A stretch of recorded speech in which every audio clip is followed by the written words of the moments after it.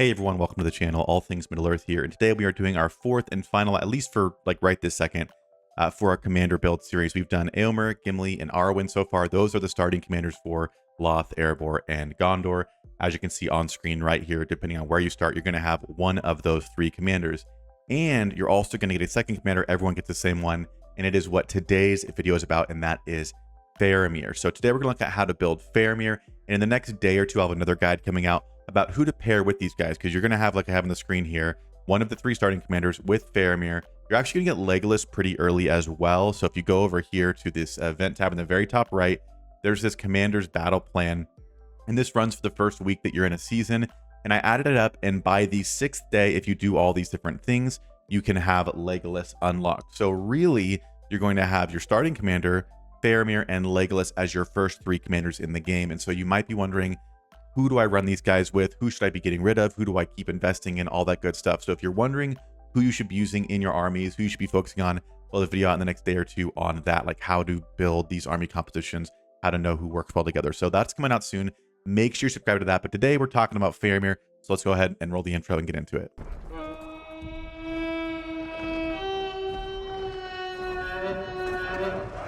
And as usual, just a reminder that I have a top-up link down in the description below. This is an affiliate link. I get a very small kickback when you guys use this link to make your in-game purchases. It is the exact same as if you were making them in-game. You just sign in here right behind me. There's a little thing that says, please choose server and enter your UID. You put those things in and it logs you into your account. You can make purchases just like you are in-game. It's cheaper in certain parts of the world, especially if you're not in America. It's actually cheaper to use the top-up link. And the big thing, at least for me, a little biased, it does support the channel. So if you are spending in this game, if you are buying commanders or whatever, trying to get gear, if you use the top-up link, it does support the channel, and it's greatly appreciated and helps me continue to do content like this for new players, for really everyone. But again, very appreciated. If you're not spending, no sweat. But let's go ahead and look at the video.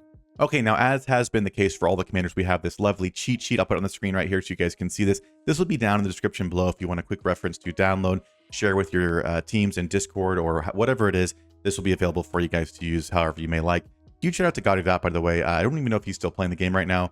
I know he was taking a break, but if he sees this, appreciate you, because he's the one who put together all the graphics. Pretty much any graphic you see in the channel or streams was made by him. So big shout out to him for making that stuff happen, because I just think it looks so clean. But little side note there. But anyway, this will be linked in the description below. So starting out with Faramir, we're going to look at his skills first. The first thing for Faramir we're going to look for is kind of what he does as a commander. And the things that we can see he does, at least somewhat, is physical damage. This one right here, Rangers of Ithilien, top R1, deals physical damage to one enemy formation. He's going to get initiative at level 5 and commander attack at level 10. This ability, Last Steward, is also going to deal physical damage to 3 formations with a chance to trigger again, which is great, with some extra initiative down there.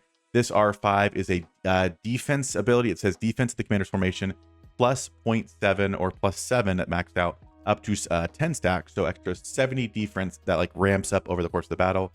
And then guide for the first 3 rounds, attack of 2 allied formations plus up to 30. They get keen eye and more unit attack. So we have 2 commander damage skills, 1 unit defense skill, and 1 unit attack skill. So again, not sure if it's confusing or if I've really made it clear, but commander damage is the way to go. That is what the meta is. So anyone that has 2 commander damage skills, especially physical damage, automatically is set up pretty well to at least do something with your armies. Now, if you look at our tier list here, Faramir is at the top of the C tier. And again, after playing, experiencing how good physical damage is, I honestly think there's an argument to have him bumped up.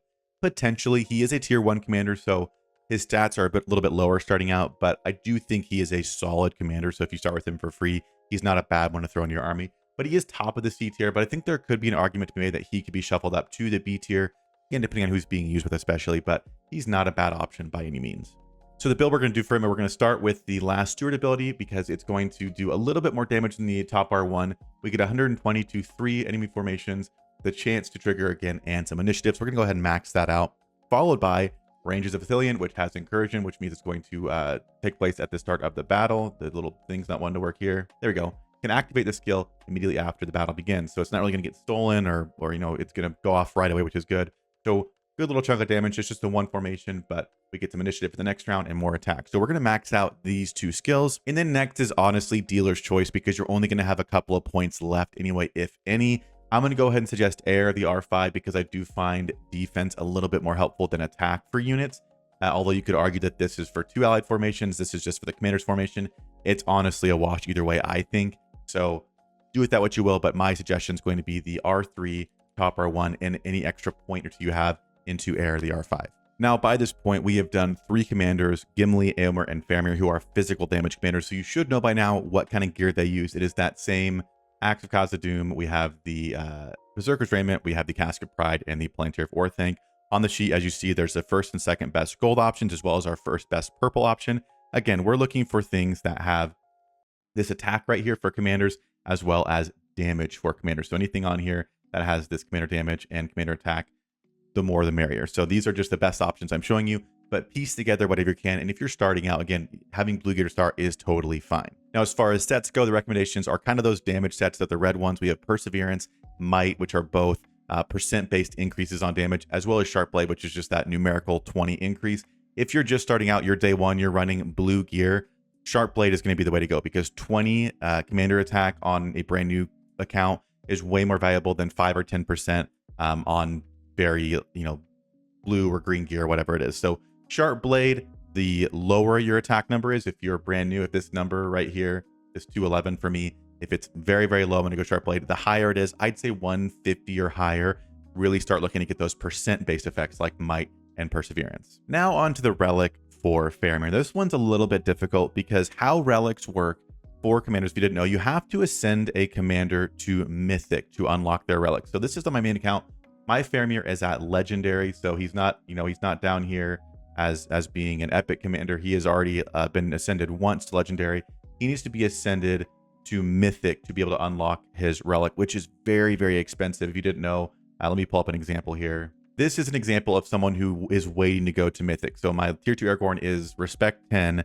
The last thing he needs to do to unlock his requirements to get his relic is ascend to Mythic, which requires 150 of their own item and then 40 of a tier 3 or a Mythic commander's item.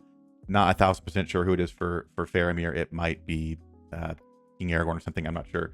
But Ascension is just very expensive. So the relic conversation is a little bit harder to have because honestly, the cost needed to invest in Faramir is so high. But by itself, if you're just wondering, hey, just tell me if the relic's good. I do think he has a decent relic. It's not one I've actually ranked before, so I'd love to hear what you guys think. But again, base stats, we love that. The actual effect says, in the first 2 rounds, Faramir and his formation's ranged units gain initiative, and their damage dealt is increased by up to 60%, which is a huge increase of damage for Faramir and his range units. Now, we don't really care about the units, really just care about Faramir's damage going out. And if you're wondering how much that's going to go off, basically you're going to get his Ranges of Athelion, which is, again, Incursion. It's going to activate immediately, so you're going to get this. It's going to be 350 physical damage. It's going to affect that, as well as Last Steward. Whenever you see a round number on something, unless it has Incursion, you basically just add 1 number to it, and that's when it starts going, and then it's every other after that. So it's going to have a beginning round 1 cooldown, which means it's going to go off in round 2. It's going to skip 3, go off in 4, skip 5, so on and so forth. So if you're wondering when skills activate for certain commanders, it's you just kind of +1, whatever. So Durin's Blood, it says round 2. It basically means the first 2 rounds it's on cooldown. It starts in round 3, and then it takes 2 off. So it's 3, 5, 7, so on and so forth. So hopefully that makes sense with how skills activate. But for Faramir's, you're going to get 60% extra damage if you had a max Refine Relic for Faramir on both of his abilities. Now, I do think that's pretty good. I think any extra damage like that is pretty solid. Again, 60% a lot. Is what you're getting worth the cost it would be to ascend him, to refine this? Probably not. There are probably better relics to work on refining or better commanders to work on getting up. But just on its own, I think it gets a pass. I think it's a great effect. Just the cost to get in there and what you're actually getting for this. Again, if this were maybe the first 4 rounds or, the first 5, half the battle, whatever, it might be a little bit more tempting. But you're getting this on just his first, 2 skills he's using. So again, not saying that wouldn't be a good thing, but hopefully that makes sense. I think it gets a pass, but please hear me saying that the investment is probably not worth it, but it's not, it's not outright bad. Like it's not a healing skill or something like that. So hopefully that makes sense. It gets a pass, but get Faramir's Relic with caution. If you love Faramir, you're like, I don't care. I'm a Faramir shill. I'm getting it and refining it. More power to you. Like I honestly want to see a cracked Faramir in 2.0. So if you have one, send me a report. But that is the relic info for Faramir. Just to drive my point home a little bit further on whether or not it's worth to get his relic, if you go to the recommended build section, which is over, it's this little book in the very bottom right, you can see builds. Now, people have to share their builds here, so that doesn't mean they don't exist. But if I filter and just basically say, show me every Faramir that's in here, it would need to be one that's like this purple color that Treebeard is right here. That means that it's been ascended to Mythic and could potentially have the relic. So if you look through here, we're at purple, we're at gold, we're at purple, we're at purple, purple. I scrolled for a little bit. I didn't see one that was purple. Again, not to say people don't have one, that they're just not sharing, but hopefully that makes it clear that at least, you know, all the ones you see here, you're not seeing a lot of Mythic Faramirs with their relics. And comparing that to someone like Gimli, because maybe you're like, well, maybe no one shares in here. If you look up Gimli, you know, here's a Mythic Gimli. I bet this one probably has the relic. Again, very nice. This is a super well account here. But we got a Gimli here with the relic. We go down a little bit further. We got another Gimli. Where did I see it? Right here, a Mythic Gimli. This also might be a pretty well account. Got the relic there as well. So you can, when in doubt, if you're not sure, check here. And if you don't see anyone with the relic, maybe do some more research before you get it. But if you see a lot of people with it, it probably means it's pretty good. And as far as troops go for Faramir, I'm going to recommend Guardians. Again, we like the resource effective, efficient, whatever troops that are bulky. Guardians do that very, very well. So I'm going to recommend everyone in the army be using Guardians. And like I always say, this is the case unless a commander in the formation requires something different. So if you do happen to go crazy and get Faramir's relic, his relic does help ranged units. These are melee units. You can see right here, it says they have melee attack, they're melee units. So if you do happen to have that, you might want to look at running ranged on him, and there's probably a build or a better setup for that. But for 99.9% of the Faramirs, just running cheap, cost-effective troops are going to be good.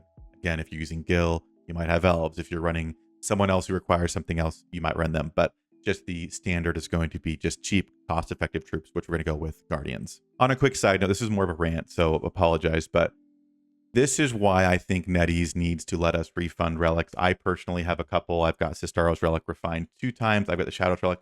I'm the kind of person that, like, I see one that looks interesting and I'd like to try it for a season. So I would love to try Faramir out or other commanders out with their relics if there was a way to refund our other ones. And I think a lot of people would even pay slightly for that. I'm not saying monetize everything, but if there was a little $10 bundle that was like a relic, you know, a golden hammer that could refund relics, I think there's a lot of people, myself included, who would enjoy trying those things out, because I had run a Faramir one season just to see what the best case is, knowing it's not a decision that's forever. But right now, relics are permanent. Unfortunately, this is how it used to be in the game, and we had a little window where you could break them down, but it seems like they're back to being permanent, which does not make sense to me. So NetEase, if you are watching, I think people would be very happy if relics be refunded again, even at a slight cost. I think people would pay that, which is a win-win for the game. The game makes more money. People get to do stuff they want. I know some people complain when I say that, and they're like, no, just make it free. I agree. Free is the best option, but if the next best option is paying $10 for it to do it, I'll still take that over not having it as an option, if that makes sense. So anyways, that's just a message for NetEase. But anyways, that will do it for video on Faramir. Again, like I put on the screen, I'll put it up there one more time. This is what you should be looking at on your account within the first 6 days if you're brand new to this game. Depending on where you started, you'll have one of these, or you'll have one of these starting commanders, as well as either 2 Legolas and Faramir we talked about. So make sure you stay tuned on the channel, because I'm putting out more guides in the future talking about who to plug into that 4th spot, or even if you should get rid of some and plug other commanders in, because there are some really good tier 1 and 2 commanders that we're going to be looking at that can fill out these lineups very, very nicely. So stay tuned. That's coming up very soon. Thank you guys for watching the video. Hit the like button, all that good stuff. Use the top up link, and I'll see you very soon in the next video.